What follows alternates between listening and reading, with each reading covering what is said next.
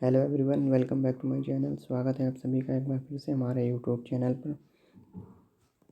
इस वीडियो को एंड तक ज़रूर देखिएगा। आज के वीडियो हमने द हिंदू के वोकैब ऐड किए जो आपके लिए काफ़ी इंपॉर्टेंट है। अगर आपको इस वीडियो के PDF चाहिए तो आप हमारे टेलीग्राम चैनल को ज्वाइन कर सकते हैं, जिसकी लिंक हमने वीडियो के डिस्क्रिप्शन में दे दी है। तो चलिए डिस्कस कर लेते हैं आज का पहला क्वेश्चन।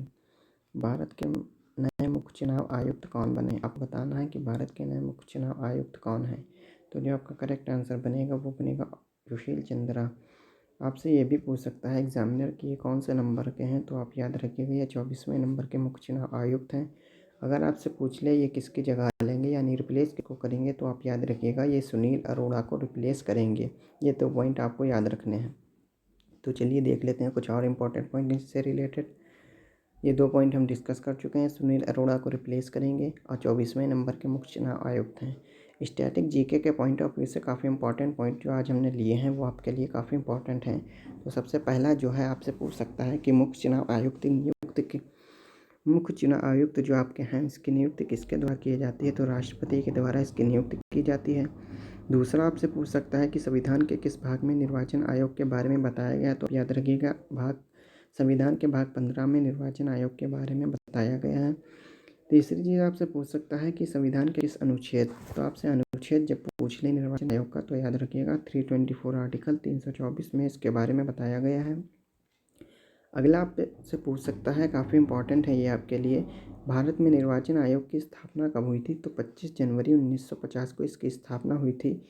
इसीलिए 25 जनवरी को भारत में राष्ट्रीय मतदाता दिवस के रूप में मनाया जाता है। ये भी आपको याद रखना है।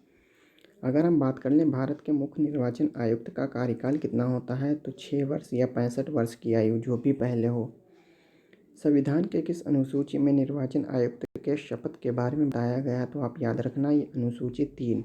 अनुसूची 1 और 2 की अगर हम बात करें तो 1 में आपके जितनी स्टेट्स और यूनियन टेरिटरीज आती हैं उसके बारे में, 2 की अगर हम बात करें तो जितनी भी आपके ऑफिसर की सैलरी होती हैं उसके बारे में शेड्यूल सेकंड में बताया गया अनुसूची 2 में। 3 में बताया गया आपकी जितनी भी शपथ होती हैं वो अनुसूची 3 में बताई गई हैं। भारत के पहले निर्वाचन आयुक्त कौन थे, स्टार मार्क कर लीजिए इसको, मोस्ट इम्पॉर्टेंट क्वेश्चन है। तो सुकुमार सेन आपके भारत के पहले निर्वाचन आयुक्त थे। अगर पूछ ले आपसे, ये वाला पॉइंट हम बाद में डिस्कस करेंगे, पहले हम डिस्कस कर लेते हैं EVM। तो EVM की फुल फॉर्म आप सभी को पता है, इलेक्ट्रॉनिक वोटिंग मशीन। इसका प्रयोग सबसे पहले किस राज्य में हुआ था, तो केरल के पारूर में। अब बात कर लेते हैं हम इस वाले पॉइंट की, तो प्लीज़ इसको नोट कर लीजिए आप एक जगह पर अपनी कॉपी में, क्योंकि ये आपके लिए मोस्ट इम्पॉर्टेंट है। डबल स्टार मार्क कर लीजिए इस क्वेश्चन को कि किस संविधान संशोधन द्वारा मतदान की आयु को 21 वर्ष से घटाकर 18 वर्ष कर दिया गया। हमें पता है कि आप में से बहुत से लोगों को ये इसका आंसर पता होगा, लेकिन जिसको नहीं पता है वो अपनी कॉपी में कहीं साइड में नोट कर लें इस बात को। तो संविधान संशोधन 1988 के द्वारा मतदान की आयु को 21 वर्ष से घटाकर 18 वर्ष कर दिया गया। तो कुछ इम्पॉर्टेंट पॉइंट निर्वाचन आयुक्त से रिलेटेड हमने डिस्कस किए। सारे के सारे पॉइंट आपके लिए इम्पॉर्टेंट है, एग्ज़ाम में देखने को क्वेश्चन मिल सकता है। अगला जो हमारा क्वेश्चन है वो है, किस संस्था ने world in 2023 public survey report जारी किया है, ये आपको बताना है। तो जो आपका आंसर बनेगा वो बनेगा यूनेस्को।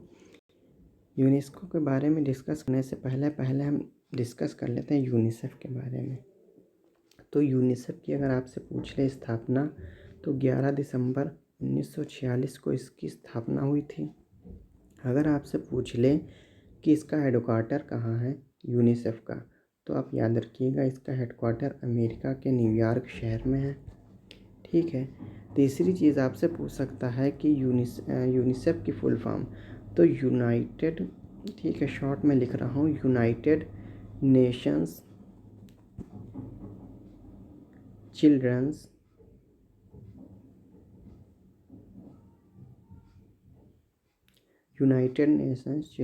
फंड। ये इसकी फुल फॉर्म होती है किसकी, यूनिसेफ की, यूनाइटेड नेशन चिल्ड्रंस फंड। अगर आपसे पूछ ले कि यूनिसेफ के वर्तमान में प्रेसिडेंट यानी अध्यक्ष कौन है, तो आप याद रखिएगा एन वेमेनन। ठीक है, एन वेमेनन इसके वर्तमान में अध्यक्ष हैं। अब हम डिस्कस कर लेते हैं आईएलओ की। तो सबसे पहली बात, आईएलओ है क्या? इंटरनेशनल लेबर ऑर्गेनाइजेशन इसकी फुल फॉर्म होती है। इंटरनेशनल लेबर ऑर्गेनाइजेशन इसकी फुल फॉर्म होती है किसकी? आईएलओ की। इसकी स्थापना 1919 में हुई थी। ठीक है। दूसरी चीज़ आपसे पूछ सकता है कि इसके अध्यक्ष कौन हैं वर्तमान में, तो वो भी आपको याद रखना है। आईएलओ के जो वर्तमान में अध्यक्ष हैं उनका नाम है अपूर्व, ठीक है, अपूर्व चंद्रा। ये आईएलओ के आपके वर्तमान में अध्यक्ष हैं। ये कुछ इंपॉर्टेंट पॉइंट है आईएलओ से रिलेटेड जो आपको याद रखने हैं। एक चीज़ छूट गई, इसका हेडक्वार्टर कहाँ है? तो याद रखिएगा जिनेवा स्विट्ज़रलैंड। जिनेवा स्विट्ज़रलैंड में इसका हेडक्वार्टर है किसका? आईएलओ का। अगर हम बात कर लें वर्ल्ड बैंक की, किसकी? वर्ल्ड बैंक की, तो आप सभी को पता होना चाहिए इसकी स्थापना 1944 में हुई थी। इसका हेडक्वार्टर भी अमेरिका के न्यूयॉर्क में नहीं है, अमेरिका के वाशिंगटन डीसी में इसका हेडक्वार्टर है। इसके अगर हम वर्तमान में प्रेसिडेंट की बात कर लें किसके? वर्ल्ड बैंक के, तो डेविड मालपास वर्तमान में इसके अध्यक्ष हैं। अब हम बात कर लेते हैं यूनेस्को की। तो हाल ही में यूनेस्को द्वारा world in 2023 public survey report को जारी किया गया। यूनेस्को द्वारा मई 2020 और सितंबर 2020 के बीच किए गए सर्वेक्षण के आधार पर यह रिपोर्ट प्रकाशित की गई है। इस रिपोर्ट के अनुसार जलवायु परिवर्तन, हिंसा और संघर्ष, जैव विविधता की हानि और भेदभाव और असमानता, पानी और आवास, भोजन की कमी 2030 के शांतिपूर्ण समाज के लिए 4 सबसे बड़ी चुनौतियां हैं। इस रिपोर्ट के अनुसार 2030 में आने वाली कई कठिनाइयों के लिए शिक्षा एकमात्र महत्वपूर्ण साधन है। यूनिसेफ की फुल फॉर्म हमने डिस्कस कर ली। अब डिस्कस कर लेते हैं यूनेस्को की फुल फॉर्म। तो यूनेस्को की आपकी फुल फॉर्म होती है United Nation Educational, Scientific and Cultural Organization. आपसे एग्ज़ाम में डायरेक्टली पूछ सकता है कि यूनेस्को में ई का मतलब क्या होता है। तो आपको अगर फुल फॉर्म यूनेस्को की आती है तो आप आंसर कर लेंगे। ई का मतलब होता है एजुकेशनल, या फिर आपसे पूछ सकता है यूनेस्को में कुछ भी, आपसे कोई भी लेटर का मतलब पूछ सकता है, सी है, ऐसे किसी भी, जो भी, लेकिन आप याद रखिए यूनेस्को की फुल फॉर्म। अगर हम इसकी स्थापना की बात कर लें, यूनेस्को की स्थापना 16 नवंबर 1945 को हुई थी। इसका मुख्यालय पेरिस, फ्रांस के पेरिस में है। इसके अध्यक्ष हैं आंद्रे ओजुले। अब ये भी देख लेते हैं साथ ही साथ कि किस रिपोर्ट को कौन जारी करता है। तो वर्ल्ड इकोनॉमिक आउटलुक रिपोर्ट को आईएमएफ के द्वारा जारी किया जाता है। वर्ल्ड सोशल प्रोटेक्शन रिपोर्ट को आईएलओ का डिस्कस कर चुके हैं अभी हम, इसके द्वारा जारी किया जाता है। Travel and tourism competitiveness report को WEF यानी वर्ल्ड इकोनॉमिक फोरम के द्वारा जारी किया जाता है। ग्लोबल फाइनेंशियल डेवलपमेंट रिपोर्ट को IBRD यानी international bank for reconstruction and development के द्वारा जारी किया जाता है। ग्लोबल जेंडर गैप रिपोर्ट को भी वर्ल्ड इकोनॉमिक फोरम के द्वारा जारी किया जाता है। अगला क्वेश्चन है हमारा क्वेश्चन नंबर 3। वित्त मंत्रालय ने 5 करोड़ से अधिक के वार्षिक कारोबार वाले व्यापारियों को 6 अंकों का HSN कोड प्रस्तुत करने को कहा है। आपको बताना है HSN का मतलब क्या होता है, इसकी फुल फॉर्म क्या होती है। तो जो आपका आंसर बनेगा वो बनेगा option A, harmonise system of nomenclature. ये इसकी फुल फॉर्म होती है। अब आप सोच रहे होंगे HSN, तो हम आपको बता दें कि HSN ये 1988 में विश्व सीमा शुल्क संगठन द्वारा अपनाया गया था और ये 6 अंकों का कोड होता है जो विभिन्न उत्पादों को वर्गीकृत करता है। भारत ने मुख्य रूप से सीमा शुल्क और केंद्र उत्पाद शुल्क के लिए वस्तुओं का वर्गीकृत करने के लिए 1986 में WCO से पहले HSN कोडिंग प्रणाली को अपनाया था। HSN कोड GST और सीमा शुल्क दोनों पर लागू होता है और इसका उपयोग पूरी दुनिया में किया जाता है। वित्त मंत्रालय ने हाल ही में घोषणा की है कि 5 करोड़ रुपए से अधिक के वार्षिक कारोबार वाले व्यवसायों को अपने कर चालान पर 6 अंकों का HSN कोड प्रस्तुत करना होगा। वहीं अगर आपका कारोबार 5 करोड़ रुपए से कम है वार्षिक, तो उसके लिए आपको 4 अंकों का HSN कोड प्रस्तुत करना होता है। अगर हम बात कर लें टॉप इकोनॉमिक फोरम की, तो सभी को पता होगा GDP का मतलब होता है full form gross domestic product, cash reserve ratio CRR, NPA non performing asset, NDP net domestic product, FDI foreign direct investment. अगला क्वेश्चन है हमारा question number 4, most important mark कर लीजिए आप इसको डबल स्टार मार्क करिए। तो जो आपका क्वेश्चन है वो है, देश का पहला कृषि आधारित सोलर पावर प्लांट किस राज्य में स्थापित किया गया है? तो ये आपका राजस्थान में स्थापित किया गया है। देश का पहला कृषि आधारित सोलर पावर प्लांट जयपुर की कोटपूतली तहसील में लगाया गया है और अब किसानों को दिन के समय कृषि कार्य करने के लिए आसानी से बिजली मिल सकेगी। इस प्लांट में हर साल लगभग 17 लाख यूनिट बिजली का उत्पादन किया जाएगा और यह प्लांट प्रधानमंत्री किसान ऊर्जा सुरक्षा एवं उत्थान महाभियोग यानी कुसुम योजना के तहत स्थापित किया गया है।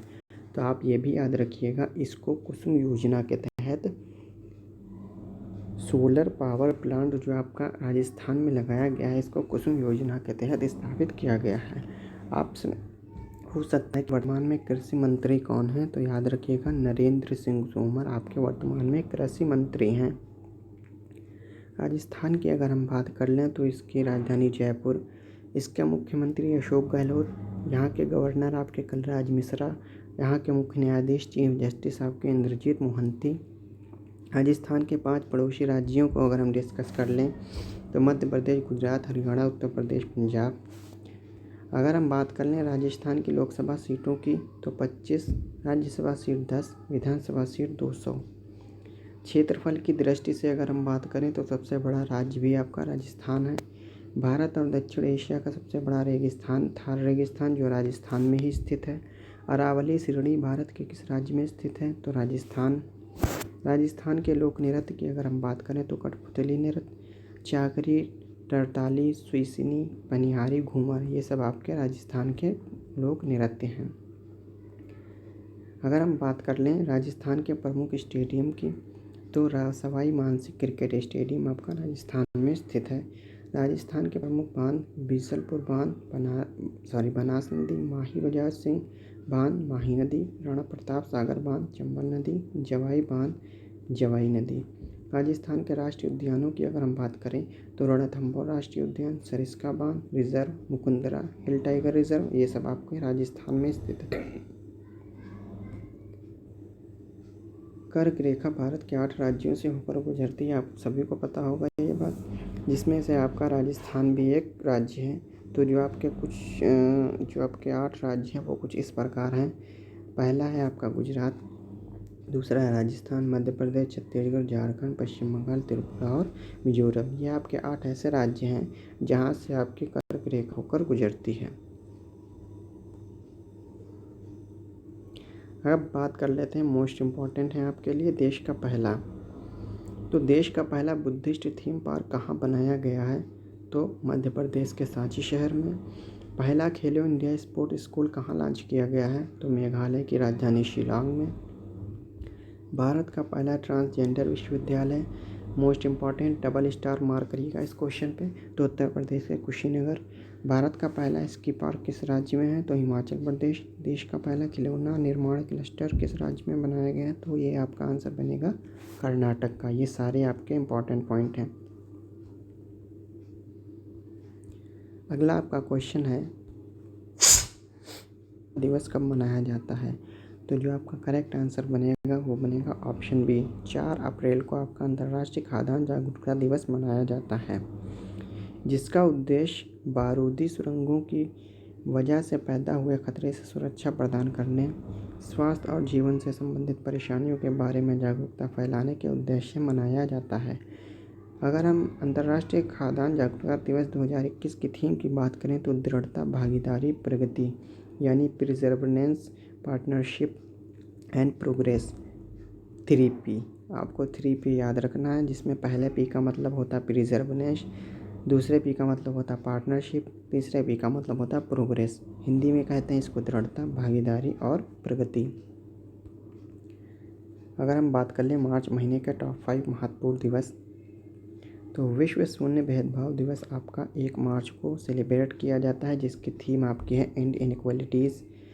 विश्व वन्यजीव दिवस यानी वर्ल्ड वाइल्ड लाइफ डे, यह आपका 3 मार्च को मनाया जाता है, जिसकी थीम है आपकी forest and livelihood sustaining people and planet.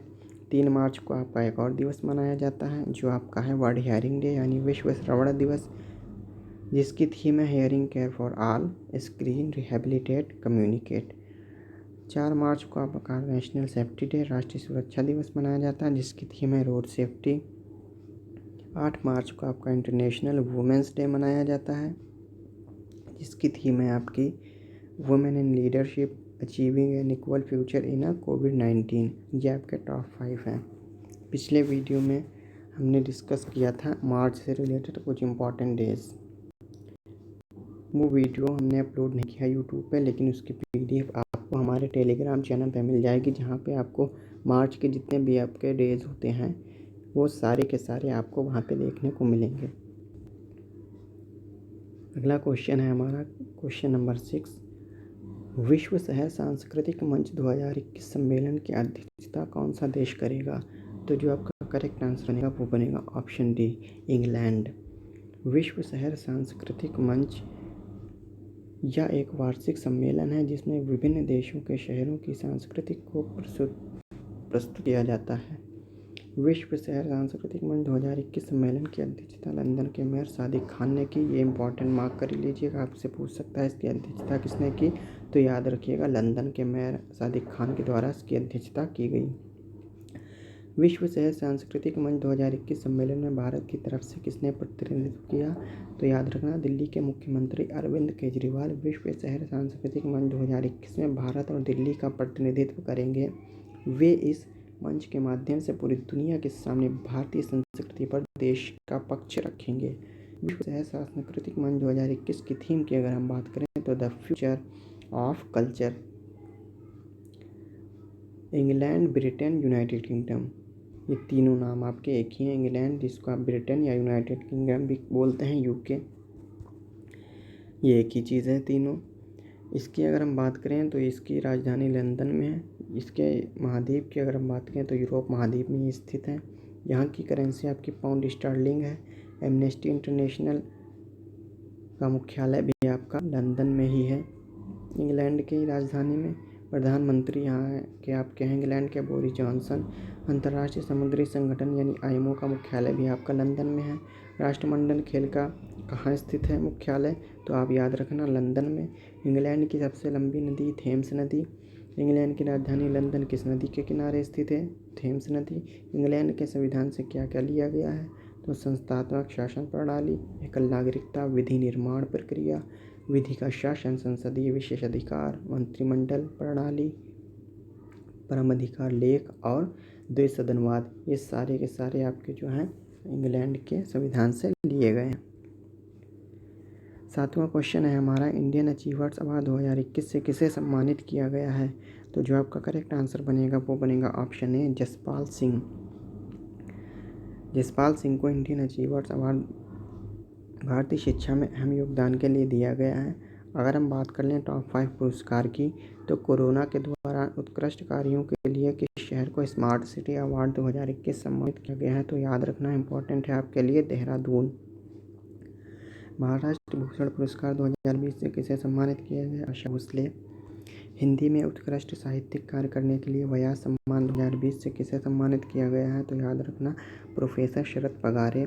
वर्ष 2020 का गांधी शांति पुरस्कार किसे दिया गया है, तो याद रखना बंधु शेख मुजीबुर रहमान। ये वही पर्सन हैं जो आपके बांग्लादेश के फॉर्मर प्रेसिडेंट रह चुके हैं, यानी बांग्लादेश के पूर्व राष्ट्रपति आपके थे बंधु शेख मुजीबुर रहमान, जिन्हें 2020 का गांधी शांति पुरस्कार दिया गया है। अभी हाल ही में भारत के प्रधानमंत्री नरेंद्र मोदी बांग्लादेश के दौरे पर थे, आप सभी को ये बात पता होगी। 67वें राष्ट्रीय फिल्म पुरस्कार में बेस्ट हिंदी फिल्म का अवार्ड किस फिल्म को दिया गया है, तो छिछोरे। याद रखना ये पॉइंट आप। अगला क्वेश्चन है हमारा क्वेश्चन नंबर 8। सुपारी पालन पुस्तक लॉन्च हुई है, इसको किसके द्वारा लिखा गया है, आपको ये बताना है।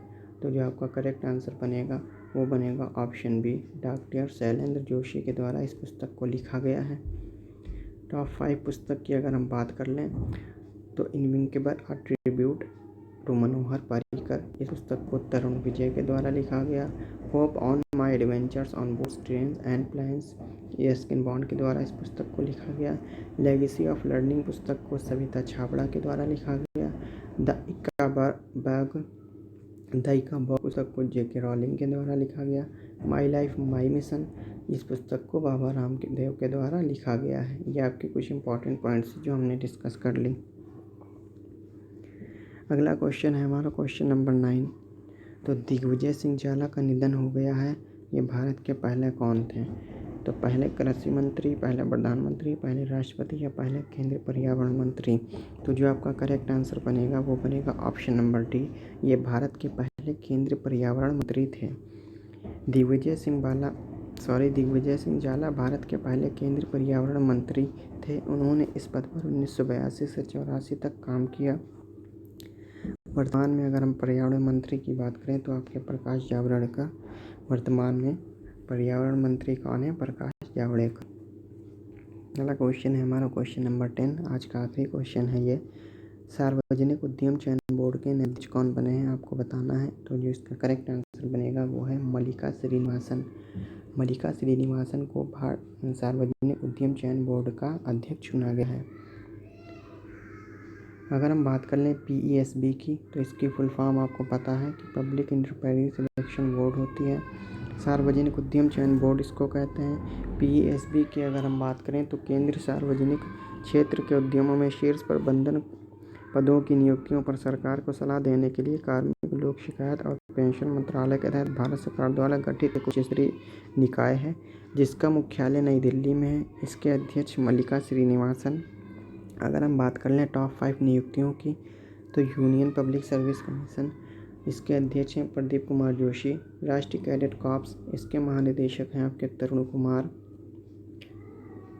अगला है हमारा राष्ट्रीय डेयरी विकास बोर्ड यानी NDDB के अध्यक्ष आपकी वर्षा जोशी हैं। भारत के मुख्य चुनाव आयुक्त कौन है? Yashvardhan Sinha. Steel Authority of India Limited की पहली महिला अध्यक्ष सोमा मंडल हैं। ठीक है, ये आपको याद रखना है, इंपॉर्टेंट मार्क करिए इस क्वेश्चन को। आपसे पूछ सकता है कि स्टील अथॉरिटी ऑफ इंडिया यानी सेल की पहली महिला अध्यक्ष कौन है? तो आप याद रखना सोमा मंडल सेल की पहली महिला अध्यक्ष हैं। ये आज के हमारे क्वेश्चन थे। उम्मीद है आपको ये वीडियो पसंद आया होगा। अगर आपको ये वीडियो से रिलेटेड कोई भी क्वेश्चन है तो आप कमेंट के माध्यम से हमें पूछ सकते हैं।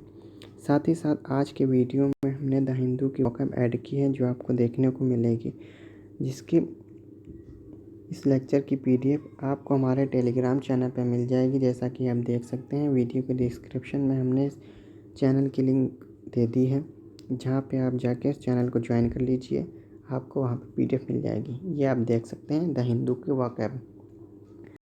आपको डेली की वोकैब हमारे टेलीग्राम चैनल पर मिलेगी। साथ ही साथ जो डेली के वीडियो हम डिस्कस करते हैं करंट अफेयर्स के, वहाँ पे भी आपको ये देखने को मिल जाएगी।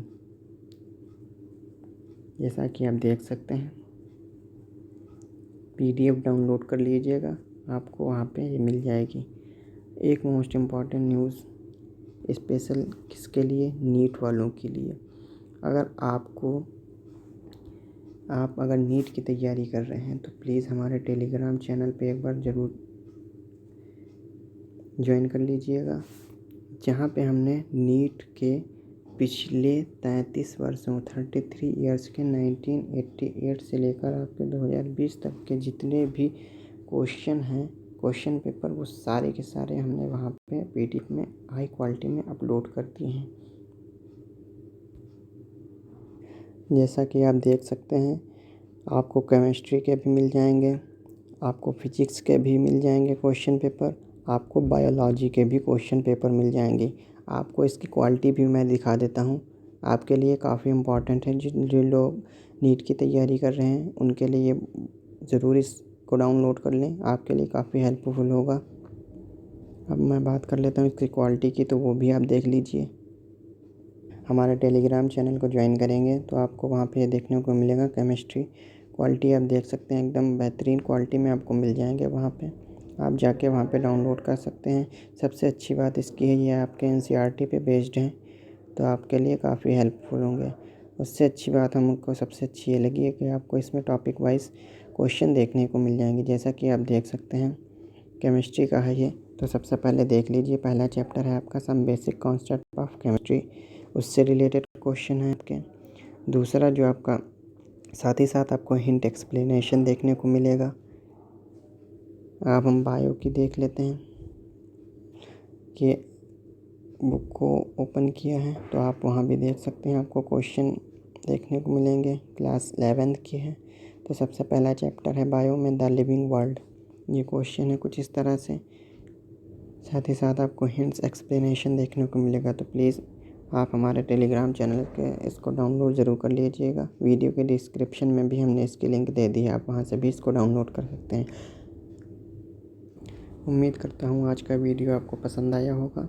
तो अगर वीडियो अच्छा लगा हो तो प्लीज़ लाइक शेयर और सब्सक्राइब करना ना भूलें। Thanks for watching this video.